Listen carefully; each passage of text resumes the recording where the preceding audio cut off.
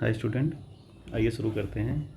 आज का बहुत एक छोटा टॉपिक है, लेकिन वहाँ से क्वेश्चन हमेशा आते रहते हैं। हर साल क्वेश्चन वहाँ से आते हैं, प्री में भी आते हैं और मेंस में भी आते हैं। जैसे समीक्षा अधिकारी हो गया और यूपीपीसीएस हो गया, और कोई भी छोटा एग्ज़ाम हो तो वहाँ से क्वेश्चन आते ही आते हैं इस चैप्टर से। ठीक, तो आइए शुरू करते हैं। यहाँ पर आप देख रहे होंगे कि यहाँ पे है क्या, ठीक ना। यहाँ पर कैसे आपको पढ़ना है, कैसे जानना है। तो आपको लिखा है ब्रिटिश शासन के समय में, मतलब ब्रिटिश शासनकाल में भारत की कृषि नीतियाँ क्या क्या थीं। ठीक, तो आपको पता होगा, अभी आपको बताएंगे तो समझ में आ जाएगा क्या नीतियाँ थीं, क्या कैसे क्या था, तो समझ में आ जाएगा आपको स्पष्ट रूप से। ठीक ना, तो शुरू करते हैं। देखिए, ब्रिटिश शासनकाल में कृषि नीतियाँ, आप यहाँ से क्वेश्चन जानते हैं। ठीक ना, आप क्वेश्चन पढ़े हुए हैं और जानते भी हैं यहाँ से क्वेश्चन कैसे बनता है। तो ब्रिटिश शासनकाल में मुख्यतः देखिए तीन कृषि नीतियाँ थीं। आप एंशिएंट काल से भी कृषि नीतियाँ पढ़ते आए हैं, एंशिएंट काल में, मिडवल काल में और मॉडर्न काल में। ठीक, तो यहाँ पर आप पढ़े होंगे कि जो कृषि नीतियाँ हैं, ठीक, तो वो कृषि नीतियाँ कौन कौन सी थी। ठीक ना, कृषि नीतियाँ के प्रकार कितने थे, कृषि नीतियाँ कौन कौन सी थी, और उस कृषि नीतियाँ पर भारतीय कृषि पर प्रभाव क्या पड़ा। प्रभाव क्या पड़ा, सोचिए। यहाँ से जो क्वेश्चन आता है प्री में भी आता है और मेंस में भी आता है। तो देखिए कृषि नीतियाँ क्या है, पहले ऐसे थोड़ा समझ लीजिए, फिर आपको हम बता देंगे पीडीएफ रूप में। ठीक, तो सबसे पहले आप देखे होंगे कि अस्थाई बंदोबस्त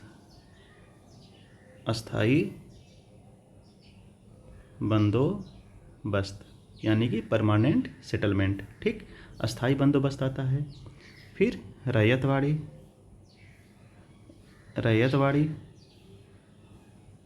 बंदोबस्त, फिर महालवाड़ी बंदोबस्त। यहाँ से जो क्वेश्चन आता है, आप समझिए कैसे क्वेश्चन आता है। सबसे पहले अब इसको समझिएगा कि जो क्वेश्चन आता है पूछता है कि इसमें से सबसे पहले कब समय हुआ, कब शुरू हुआ, और कितने सबसे ज़्यादा भूमि पर कौन था, यहाँ के जनक कौन कौन थे तीनों के, ये हो गया। तीनों का क्षेत्र हो गया। देखिए, समय पूछेगा तीनों का मिलकर बता रहे हैं, समय पूछेगा, स्थान पूछेगा, प्रभाव पूछेगा, भूमि स्वामी पूछेगा। मतलब तीनों का अलग अलग भूमि स्वामी थे। जैसे अस्थाई बंदोबस्त का पूछते भूमि स्वामी कौन था, तो जमींदार था। रैयतवाड़ी का कौन था, तो किसान था। महलवाड़ी कौन था, तो ग्राम समूह था, पूरा ग्राम समूह था। ठीक, तो समय क्या हुआ, रैयतवाड़ी कब शुरू हुई, अस्थाई बंदोबस्त कब शुरू हुई और महलवाड़ी कब शुरू हुई। ठीक, तो इसमें कौन से इसके जन्मदाता, तीनों के जन्मदाता कौन कौन से थे, तीनों के अलग अलग जन्मदाता हैं। अब कितने कितने क्षेत्र पर था, क्वेश्चन आ जाए निम्नलिखित में से सबसे अधिक क्षेत्र पर कौन सी कृषि पद्धति थी, कौन सी कृषि नीतियाँ थी लागू थी, अस्थाई बंदोबस्त थी या रैयतवाड़ी थी या महलवाड़ी थी। ध्यान दीजिएगा, संपूर्ण भारत के 19% क्षेत्र पर रैयतवाड़ी बंदोबस्त थी, 51% क्षेत्र पर ध्यान देखिए, अस्थाई बंदोबस्त जो सबसे अस्थाई बंदोबस्त 19% पर थी, रैयतवाड़ी 51% पर थी, और महलवाड़ी जो है वो 30% भूमि पर थी। यानी कि सबसे ज़्यादा क्षेत्र पर कौन थी, रैयतवाड़ी थी। ये क्वेश्चन कंप्लीट हुआ। अब देखिए, अस्थाई बंदोबस्त का समय क्या था, अस्थाई बंदोबस्त का समय ध्यान दीजिएगा 1793 है। महलवाड़ी का, रैयतवाड़ी का अस्थाई का 1793 में है, महलवाड़ी का 1792 में है, और रैयतवाड़ी का 1792 में है, और महलवाड़ी का जो है वो 1800 के बाद है। मतलब कई स्रोत मिलते हैं, लेकिन ये समझ के चलिए 1815 के करीब है। ठीक, यहाँ समझ में आया आपको। तो यहाँ से क्वेश्चन डायरेक्ट आता है कि क्या, कौन सा ऐसा कृषि बंदोबस्त था, अस्थाई बंदोबस्त था, ये बंदोबस्त था जिसमें डायरेक्ट जो, ध्यान दीजिएगा, अस्थाई बंदोबस्त में क्या था, पहले अस्थाई थोड़ा समझिए कि जो यहाँ पे ईस्ट इंडिया कंपनी थी, इनका जो सेटलमेंट था वो जमींदार से था। ठीक, यहाँ की क्वेश्चन आए किसमें किसानों का योगदान नहीं था, तो यहाँ पर इसमें के अस्थाई बंदोबस्त में किसानों से कोई संपर्क नहीं था। किसान बिल्कुल पैदा कर लेते थे और इनसे जमींदार वसूल करके जमींदार डायरेक्ट इनको पहुँचा देते थे, ईस्ट इंडिया कंपनी को। ठीक, यानी कि अंग्रेज़ों को पहुँचा देते थे। फिर बाद में किसानों का विरोध होने लगा, किसानों का विरोध होने लगा था। इसी में एक आता है कि अस्थाई बंदोबस्त में ही आता है सूर्यास्त कानून। सूर्यास्त कानून किससे संबंधित है वो हम सब बताएंगे। सूर्यास्त कानून किससे संबंधित है तो अस्थाई बंदोबस्त से संबंधित है। इसमें ये कहा गया था कि जो तिथि अस्थाई बंदोबस्त में जो तिथि देय है, जो तिथि है लगान देने की, ठीक, तो उससे पहले उस यानी सूर्यास्त से पहले आपको अस्थाई बंदोबस्त का जो 89:11 का रेशियो था, अभी आपको बताएंगे ये क्या है, ठीक, इस अनुपात में ये जाता था अंग्रेज़ों के पास और ये किसानों के पास, जमींदारों के पास रहता था। किसान के पास, यहाँ से किसान समझिए, ठीक। तो यहाँ पर जो है यानी सूर्यास्त का कानून वो था देय तिथि जो अगर मान लीजिए देय तिथि दे दी गई आपको 27 अक्टूबर को, 27 अक्टूबर को दे दी गई, तो 27 अक्टूबर 2024 से पहले 27 अक्टूबर जो सूर्यास्त होता था शाम के समय से पहले आपको इस कर को देना पड़ता था। यही सूर्यास्त कानून था, ठीक, आया समझ में, ठीक ना। अब आइए एक एक करके हम बताते हैं आपको, ठीक ना। पहले अस्थाई बंदोबस्त बताएंगे, फिर रैयतवाड़ी, फिर महलवाड़ी, फिर उसके स्वरूप क्या है, उसके प्रभाव क्या है, उसके परिणाम। देखिए ब्रिटिश शासनकाल में, दिख रहा है ना, ब्रिटिश शासनकाल में कृषि नीतियाँ और उसके प्रभाव क्या थे। अब देखिए यहाँ पर वेरी मोस्ट इम्पॉर्टेंट है, 1765 ईस्वी तक भू राजस्व वार्षिक बंदोबस्त पर आधारित था। क्यों था, आपको बताए थे कि 1764 में बक्सर का युद्ध जब समाप्त होता है तो एक इलाहाबाद की संधि होती है, वहाँ पर जो हुआ वो बताए हैं। तो यानी कि द्वैत शासन भारत में लग जाता है, बंगाल में द्वैत शासन, बंगाल, बिहार, उड़ीसा में उप दीवान चुने जाते हैं। तो यहीं से 1765 ईस्वी तक क्या था, जो जो कृषि भू राजस्व जो जमा किया जाता था, भू राजस्व वार्षिक बंदोबस्त पर आधारित था। लेकिन जो हेस्टिंग आते हैं, ध्यान दीजिएगा, हेस्टिंग परीक्षण और शुद्ध, ठीक, परीक्षण एवं अशुद्धि का नियम लाते हैं। परीक्षण और अशुद्धि का नियम कौन लाते हैं, हेस्टिंग लाते हैं। हेस्टिंग ने ऊंची बोली प्रथा लाए, कर संग्रह के लिए जो भू राजस्व 1 वर्षीय था उसको 5 वर्षीय कर देते हैं, 5 वर्षीय कर देते हैं। यानी क्वेश्चन आया हुआ है पंचवर्षीय कृषि, पंचवर्षीय कौन शुरू किया था, यानी 5 वर्ष में हम कर लेंगे। तो कौन लाए थे, हेस्टिंग लाए थे। देखिए यहाँ पर फ्लॉप हो रहे हैं तो पुनः वो 1 वर्षीय कर देते हैं। हेस्टिंग वार्षिक बंदोबस्त को पंचसाला कर दिया तथा 1776 में पंचवर्षीय व्यवस्था को समाप्त करके पुनः 1 वर्षीय व्यवस्था कर देते हैं। अब आइए, एक हेस्टिंग का समाप्त हुआ, हेस्टिंग में आपको 2 चीज़ें याद रखनी है, पंचवर्षीय और 1 वर्षीय, ठीक, शुद्धि और परीक्षण एवं अशुद्धि का नियम। अब देखिए अस्थाई बंदोबस्त, वेरी मोस्ट इंपॉर्टेंट। अस्थाई बंदोबस्त का जो समय है 1793 ईस्वी में है, इसको आप याद कर लीजिएगा, 1793।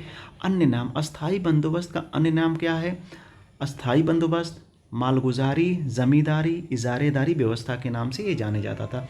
जमींदारी व्यवस्था क्या था, क्यों कहा जाता था, क्योंकि जो सेटलमेंट हुआ था सेटलमेंट हुआ था ईस्ट इंडिया कंपनी और जमींदारों के मध्य हुआ था। इसमें किसान बिल्कुल नहीं आते थे, किसान पैदा करके जमींदार को दे देंगे। जमींदार के ऊपर होता है ना कि हम एक व्यक्ति नियुक्त कर दिए हैं, वही शासन करेगा। तो अंग्रेज के द्वारा ये जमींदार वसूलते थे और ईस्ट इंडिया कंपनी को पहुंचाते थे। बाद में अनियमितता पाई गई तो ये हटा दिया गया, ठीक। भारत में अस्थाई बंदोबस्त के जनक कौन हैं, कार्नवालिस हैं, कार्नवालिस हैं, ठीक। सहयोगी कौन है, सर जॉन शोर हैं, इनके सहयोगी जॉन शोर हैं, ठीक ना। वही जॉन शोर जो हस्तक्षेप की नीति लाए थे, आपको बता चुके हैं। ये देखिए कितने भूभाग पर था, तो 19% भूभाग पर था, यानी कि 100 एकड़ ज़मीन पर, उदाहरण के समझिएगा, तो 100% की ज़मीन पर 19% भाग पर अस्थाई बंदोबस्त था। भूमि का स्वामी यहाँ कौन होता था, भूमि का स्वामी जमींदार होता था। क्वेश्चन आता है भूमि का स्वामी कौन होता था, भूमि का मालिक कौन होता था, तो जमींदार होता था। स्थान कहाँ कहाँ पर ये लागू हुआ था, यह बंदोबस्त यानी अस्थाई बंदोबस्त बंगाल, बिहार, उड़ीसा, ध्यान दीजिएगा, ये तीनों तो रटिएगा ही रटिएगा, जानिएगा मैप में। फिर कर्नाटक में हुआ था, बनारस के क्षेत्रों में, सिर्फ बनारस में, उत्तर प्रदेश के सिर्फ बनारस में था अस्थाई बंदोबस्त, ठीक, और बाकी अवध में और अलग क्षेत्रों में नहीं था। तो अस्थाई बंदोबस्त, ये जो कर संग्रह था, जो ईस्ट इंडिया कंपनी वसूलती थी अस्थाई बंदोबस्त में, तो ये अस्थाई कर दिया गया, परमानेंट सेटलमेंट था। तो 89 संबंधी 1:1 यानी कि 89 संबंधी 11 के अनुपात में था, यानी कि 10/11 भाग राज्य और 1/11 भाग स्वयं रखते थे किसान। यानी कि सोचिए, राज्य का तात्पर्य सरकार से है, उस समय सरकार कौन थी? ईस्ट इंडिया कंपनी थी, ठीक। तो ईस्ट इंडिया कंपनी थी, तो यानी कि 10/11 भाग पर वो कर वसूल करके दे दिया जाता था और सिर्फ छोड़ा जाता था कितना? किसानों के लिए 1/11, यानी 11% छोड़ा जाता था किसानों के लिए और 89% यानी कि वो वसूल लेते थे। इसी में सूर्यास्त कानून था। यह कानून 1793 अधिनियम में संशोधन करके 1794 में लाया गया। इसका उद्देश्य क्या था? किसका? सूर्यास्त कानून का। लगान की तय तिथि को सूर्य ढलने से पहले लगान को देना था, ठीक, यही था। अब यहाँ पर देखिए थोड़ा सा, धन निकास को दादा भाई नौरोजी कहे थे, अनिष्टों का अनिष्ट है। कौन कहा था? दादा भाई नौरोजी गए थे। और आर.सी. दत्त की पुस्तक, रमेश चंद्र दत्त की पुस्तक इकोनॉमिक हिस्ट्री ऑफ इंडिया में धन निष्कासन के सिद्धांत को नादिर शाह से बड़ी लूट कहा है। नादिर शाह से बड़ी लूट किसको कहा है धन निष्कासन के सिद्धांत के लिए? तो यानी कि R C. Dutt economic history of India में कहे हैं ये धन निष्कासन के सिद्धांत को नादिर शाह की बड़ी लूट कहते हैं, ठीक ना। किसको? अंग्रेजों की कृषि राज व्यवस्था को। अब आइए रैयतवाड़ी।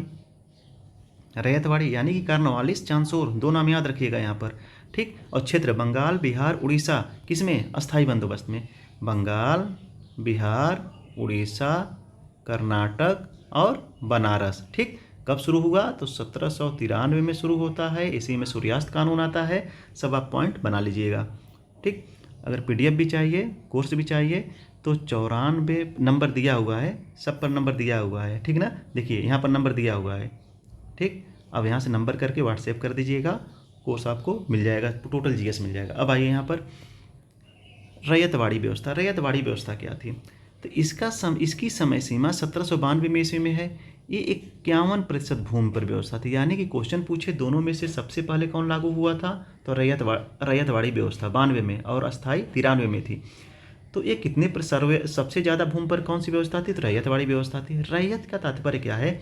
यहाँ पर जो भूमि स्वामी थे, यहाँ पर जो भूमि स्वामी यानी कि जो पैदा करेगा वही मालिक होगा। भूमि का स्वामी कौन यहाँ पर हो गया? किसान हो गया, किसान हो गया। रैयत मतलब होता है, देखिए रैयत का तात्पर्य यहाँ पर किसान जो कहते थे हम जो कर देंगे सिर्फ और सिर्फ रैयत को देंगे, क्योंकि हम कंपनी के रैयत हैं, महारानी के रैयत हैं, ठीक ना। हम किस बीच में बिचौलिया नहीं आएंगे। बीच में बिचौलिया वहाँ क्या कौन था? अस्थाई बंदोबस्त में जमींदार था, तो जमींदार को यहाँ से हटा दिया गया, जमींदार से हटा दिया गया, यानी कि जो सेटलमेंट हुआ ईस्ट इंडिया कंपनी और किसान के मध्य होता है, ठीक। यहाँ पर देखिए भूमि स्वामी कौन होगा? भूमि का मालिक, वहाँ पर जमींदार था अस्थाई में, यहाँ पर किसान है। तो इसकी स्थापना कैप्टन रीड और थॉमस मुनरो ने, very most important, captain read और थॉमस मुनरो ने यह व्यवस्था लागू करते हैं। यह व्यवस्था सर्वप्रथम 1792 ईस्वी में कैप्टन रीड द्वारा मद्रास के 12 महल में शुरू किया गया था। ये क्वेश्चन कई बार आया हुआ है कि रैयतवाड़ी व्यवस्था सर्वप्रथम कहाँ शुरू हुआ था? मद्रास के 12 महल क्षेत्र में हुआ था। तो ये कब शुरू हुआ था? तो 1792 में शुरू हुआ था। कौन किया था? तो कैप्टन रीड द्वारा किया गया था। वेरी वेरी मोस्ट इंपॉर्टेंट, ठीक। यह व्यवस्था सबसे अधिक भूभाग पर थी, यानी कि 51% भाग पर यह व्यवस्था लागू थी। समझ में आई बात, ठीक। अब आइए इसका स्थान क्षेत्र कहाँ पर है? किसका? रैयतवाड़ी का। अस्थाई का कहाँ था? अस्थाई का कहाँ था? बंगाल, बिहार, उड़ीसा, कर्नाटक और बनारस, ठीक। अब रैयतवाड़ी का मद्रास, क्योंकि मद्रास में सबसे पहले शुरू होता है, फिर महाराष्ट्र था, फिर असम था, पूर्वी बंगाल और कुर्ग। यह सरकार और किसान के से प्रत्यक्ष संबंध था। ध्यान दीजिएगा, आपसे बताए ना जो ईस्ट इंडिया कंपनी मतलब सरकार समझिए, इससे और किसानों के मध्य डायरेक्ट संबंध थे। यानी कि हम 10 किलो उपज कर रहे हैं तो हम जो डायरेक्ट टैक्स देंगे हम रैयत को दें, यानी कि हम सिर्फ रैयत जो हैं वो महारानी के हैं, ईस्ट इंडिया कंपनी के हैं, हम उनसे डायरेक्ट, हम बीच में बिचौलियाँ नहीं चाहिए, ठीक। कौन कहते थे? अस्थाई रैयतवाड़ी कहते थे। अब देखिए महलवाड़ी में ये 30% भूभाग पर थी। आपको क्वेश्चन आ जाए सब दिया रहेगा 19% भाग 51% भाग और 30% भाग। तो क्वेश्चन आ जाए और नन ऑफ दीज दे दिया, ठीक।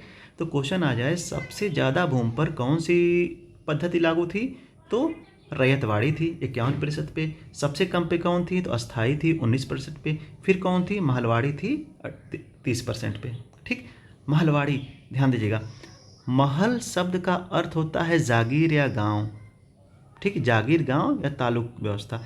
इसमें देखिए जो भूमि स्वामी होंगे पूरा एक महलवाड़ी यानी कि तालुकादार होंगे, भूमि स्वामी ग्राम समूह होगा, ठीक। अब देखिए अस्थाई में जमींदार समाप्त हुए तो किसान हुए। अब किसान कहें कि अब एक लोग किसान नहीं होंगे, क्योंकि कोई किसान अमीर हो सकता है, कोई गरीब हो सकता है। तो कैसे यहाँ पे भूमि स्वामी, जो सबल किसान होगा वही सब कुछ कर लेगा और जो दुर्बल किसान रहेंगे वो कुछ नहीं कर पाएंगे, ठीक। इसीलिए एक कानून हो कि यानी पूरा ग्राम समूह इसका भूमि स्वामी होगा, ठीक। इसके जन्मदाता कौन है, महलवाड़ी व्यवस्था के जन्मदाता हाल्ट मैकेंजी हैं। Very most important, Holt Mackenzie ने शुरू किया था 1819 ईस्वी में, ठीक। हाल्ट मैकेंजी शुरू किए थे। इसका स्थान कहाँ पे, देखिए यूपी है, मध्य प्रांत है, पंजाब है। सर्वप्रथम आगरा और अवध में व्यवस्था शुरू की गई थी, ठीक। उत्तर भारत का मानचित्र भूमि के पिता किसको कहा जाता है, मार्टिन बर्ड को कहा जाता है, जो वेरी वेरी मोस्ट इंपॉर्टेंट है, ठीक। अब आइए ये समझ लिए ना आप इसको। तो यही है आपका अस्थाई बंदोबस्त, महलवाड़ी बंदोबस्त और रैयतवाड़ी बंदोबस्त, ठीक। अब आइए एक बार देख लीजिए यहाँ पर, अगर क्वेश्चन पूछे जमींदार किस भूमि के स्वामी थे, तो अस्थाई बंदोबस्त के थे। अस्थाई बंदोबस्त आप नोट्स 60 नोट्स बनाना चाहिए, तो अस्थाई कर दिए, अस्थाई करके जमींदार लिख दिए, इजारेदारी इमतदारी लिख दिए, 19% लिख दिए, प्लस कार्नवालिस लिख दिए और प्लस 89 संबंधी 11 लिख दिए, ठीक। ये 60 नोट्स है। लास्ट में आप अगर पढ़े रहेंगे तो समझ जाएंगे, अपना नोट्स रहेगा तो समझेंगे। फिर भी हम जो बनाए हैं अगर आपको चाहिए तो आप कमेंट बॉक्स में कर दीजिएगा कि चाहिए और नंबर नंबर पे SMS कर दीजिएगा, ठीक। तो यही है आपका अस्थाई बंदोबस्त, महलवाड़ी बंदोबस्त और रैयतवाड़ी बंदोबस्त, ठीक। यहाँ से एक क्वेश्चन मेंस में डायरेक्ट क्वेश्चन पूछता है और प्री में तो हमेशा आता है, ठीक ना। तो यहीं पे क्लास आज की समाप्त करते हैं। बहुत बड़ी क्लास नहीं है, ऐसे छोटे छोटे वीडियो हम बनाते रहेंगे और ज़्यादा से ज़्यादा आप लोग सपोर्ट करिएगा। और क्या भी क्लासेज, ठीक। तो जैसे देखिए लिखा हुआ है क्या भी क्लासेज, ठीक। तो आप लोग शेयर भी करिएगा, आप सब्सक्राइब भी करिएगा, अपने दोस्तों के पास भेजिएगा भी जो तैयारी कर रहे हैं, ठीक ना। तो सोचिए कि जो हम यहाँ बता रहे हैं ये किताब में तो दिया है, लेकिन आपसे गलती ना हो। तुलनात्मक, अगर जब तक आप तुलनात्मक स्टडी नहीं करेंगे तो आप कंफ्यूज हमेशा रहेंगे। देखिए हम सब बताए हैं, तीनों को एक साथ बताए हैं, तुलनात्मक बताए हैं, ठीक ना। तुलनात्मक तरीके से ही याद करेंगे तभी आपके दिमाग में बैठा रहेगा। अगर तुलनात्मक नहीं पढ़ेंगे तो फिर आपके दिमाग से गायब हो जाएगा। अस्थाई पढ़ देंगे आप तो पढ़ लिए, पढ़ते चले गए, फिर रैयतवाड़ी पढ़ लिए, फिर महलवाड़ी पढ़ लेंगे, तो उसका बहुत मतलब नहीं रहेगा जब तक आप तुलनात्मक नहीं पढ़ेंगे। तुलनात्मक है तो अस्थाई है तो किस क्षेत्र में हो रहा है, महलवाड़ी है तो किस क्षेत्र में हो रहा है, रैयतवाड़ी है तो किस क्षेत्र में हो रहा है, रैयतवाड़ी की जन्मदाता कौन है, अस्थाई की जन्मदाता कौन है, महलवाड़ी की जन्मदाता कौन है, ठीक। तो आपका यहाँ से क्वेश्चन बन जाएगा, ठीक। आप प्रीवियस ईयर का सॉल्व करिएगा, देखिएगा क्या इससे बाहर से है क्वेश्चन, तो आपका सब क्वेश्चन वो सॉल्व हो जाएगा। चलिए थैंक यू, शेयर जरूर करिएगा आप लोग।